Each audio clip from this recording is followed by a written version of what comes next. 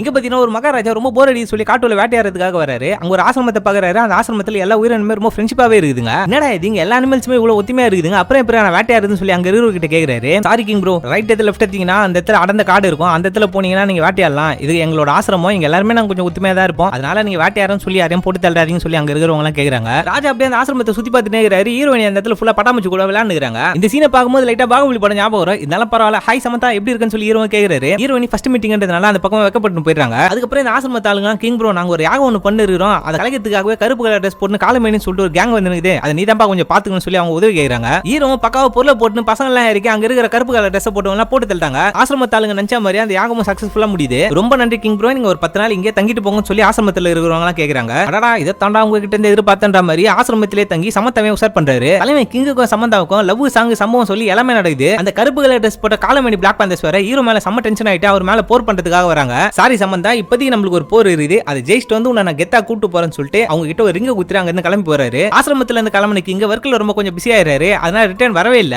சமந்தாவுக்கும் கிங்குக்கும் அந்த சம்பவத்தினால சமந்தா வேற பலூன் மாதிரி ஆயிடுச்சு. இதுக்கு மேல நீங்க இந்த ஆசிரமத்தால ஹாஸ்பிட்டல் ஃபீஸ் எல்லாம் கட்டணும் இருக்க முடியாது, உன்னை கூட்டு போயிட்டு ராஜா கிட்டே விட்டுறேன்னு சொல்லி அங்க இருக்கிறவங்க எல்லாம் சொல்றாங்க. சமந்தாவும் எப்பதான் இந்த கிங்க வருவானே தெரியலன்னு சொல்லி ரொம்ப ஃபீலிங்ஸாவே வெளியே வேடிக்கை பார்த்துட்டு இருக்காங்க. அந்த நேரம் பார்த்து ஒரு கோவக்கார முனிவர் அந்த பக்கமா வந்து ஏமா இந்த இடத்துல ஒரு முனிவர் இருப்பானா இருக்கானான்னு சொல்லி கேக்குறாரு. சமந்தா வேற இந்த முனிவர் பேசியதே கண்டுக்காம வெளியே வேடிக்கை மட்டும் பார்த்துட்டு இருக்காங்க. ஏமா பலூனை இந்த சாபத்தை வாங்கிக்கன்னு சொல்லி யாரை எதிர்பார்த்துன்னு அவனுக்கு ஞாபகமே இருக்காதுன்னு சொல்லி ஒரு சாபத்தை விட்டுறாரு. ஆசிரமத்தில் இருக்கிறவங்க சமந்தா ராஜ்யசபை கூட்டு போறாங்க. ஆனா ராஜாக்கு சுத்தமா ஞாபகமே இல்ல. யாருமா இந்த பொண்ணு, பிரசவத்துக்கு எதனா காசு வேணுமா, நம்ம ஹாஸ்பிட்டல் வேணா சேர்த்து விட்டுலாம், ஃப்ரீ தான் அப்படின்னு சொல்லி சொல்றாரு. கிங் ப்ரோ இந்த பொண்ணு உங்களுக்கு ஞாபகம் இல்லையா, இவதான் உங்க மனைவி சமந்தா, நீங்க கூட சமந்தா லவ் பண்ணும்போது ஒரு ரிங் குத்தீங்களா, அதை காட்டுறேன்னு சொல்லி கேக்குறாங்க. ஆனா பார்த்தா ரிங் அங்கேயே மிஸ் ஆயிட்டு இருக்குது. உங்க 3 பேருமே எனக்கு நல்லா ஞாபகம் இருக்குதுங்க, ஆனா இந்த பலூன் பொண்ணு மட்டும் சுத்தமாவே ஞாபகம் இல்ல, தயவு செஞ்சு கூட்டு போயிடுங்க, நான் கத்தி எடுத்து ஸ்வைட் ஆரம்பிச்சுன்னு சொல்லி ராஜா மிரட்டுறாரு. பாவம் சமந்தா அங்க இருந்து ரொம்ப சோகமாவே கிளம்புறாங்க. ஊர் மக்கள் எல்லாம் அவங்களை கள்ள தூக்கி அடிச்சு ரொம்ப அசிங்கப்படுத்துறாங்க. ஊர் மக்களுக்கு எல்லாம் பயந்துட்டு புலியோட குகைக்குள்ளேயே போயிட்டு ஒரு குழந்தையை பெத்தெடுக்கிறாங்க. அங்க இருந்து குழந்தையை தூக்கிட்டு வேற ஒரு ஆசிரமத்தில் போயிட்டு உதவியும் கேட்டு அங்கேயே ஜாயின் பண்ணிடுறாங்க. ஒரு மீனவன் மீன் வெட்டும் போது ராஜாவோட மோதிரம் அவனுக்கு கிடையாது, அதை எடுத்து போய் அளவுக்கல்ல வைக்கலான்னு பாக்குறான். ராஜாவோட மோதிரம் தெரிஞ்சுக்கிட்டு அவனை கூட்டு போயிட்டு ராஜ்யசபையில் எடுத்துன்னு போய் நிறுத்துறாங்க. ராஜா அந்த மோதிரத்தை பார்த்த உடனே அவனுக்கு எல்லா ஞாபகமே வந்தது. ஐயோ சமந்தா தான் என் பொண்டாட்டி, அவளை நான் மறந்துட்டேன்னு சொல்லி அங்க இடத்துல எல்லாருக்கிட்டே மன்னிப்பு கேட்கிறான். எல்லாரும் என்ன பண்ணுவீங்களே தெரியாது, என் பொண்டாட்டி சமந்தா இங்க வந்து அவனை எல்லாரும் கிளம்புடான்னு சொல்லி அனுப்பி வைக்கிறாரு. ஆனா பல வருஷம் சமந்தாவை கண்டுபிடிக்கவும் இல்ல.